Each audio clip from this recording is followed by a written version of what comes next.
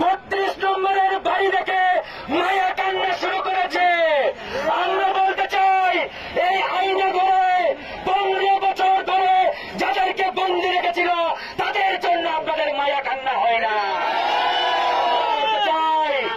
ওই বঙ্গবীরের কি বলে সোহেল তাজকে স্পষ্ট করে বলতে চাই, আওয়ামী লীগকে যদি এই বাংলার মাটিতে আবার পুনর্জন্ম দিতে চান আমরা এটা এক বিন্দু পরিমাণ মেনে নেব না। এই সোহেল তাজকে গ্রেপ্তার করতে হবে। বিডিআর বিদ্রোহের মূল হোতা এই সোহেল তাজ। এই বিডিআর বিদ্রোহে আমার দেশের 57 জন সেনা অফিসারকে হত্যা করা হয়েছে। আমরা ভুলে যাই নাই বন্ধুগণ। তাই আমরা বলতে চাই আওয়ামী লীগের জন্য আজকে যে মায়া কান্না দেখাবে এই মায়া কান্নাকারীদের বিরুদ্ধেও আমরা যুদ্ধ করব।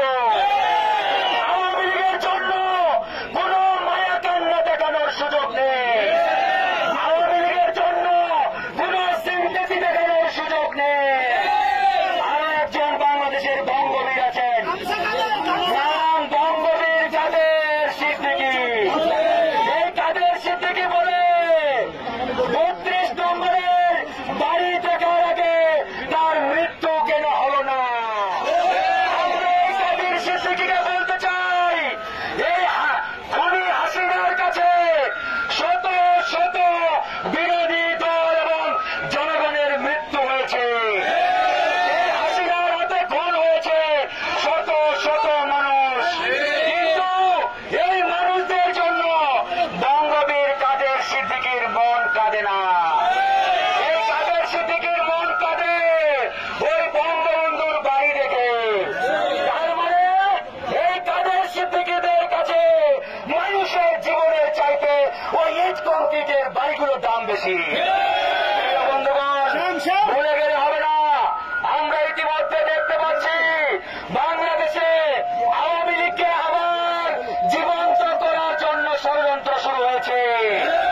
আমরা বলতে চাই এবার সাপ মেরেছি, সাপের লেজে বিষ রাখবো না। এই সাপের নাম আওয়ামী লীগ, আর এই আওয়ামী লীগের সাপের লেজ ওই সোহেল তাজ বঙ্গবীর কাদের সিদ্দিকীরা। তাই আমরা বলতে চাই সাপ মেরে লেজে বিষ রাখা যাবে না বন্ধুগণ।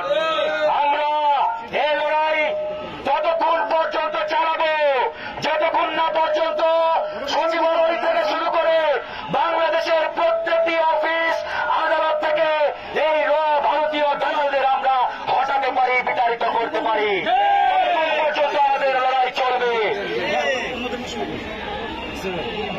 সংগ্রামী বিপ্লবী জনতা,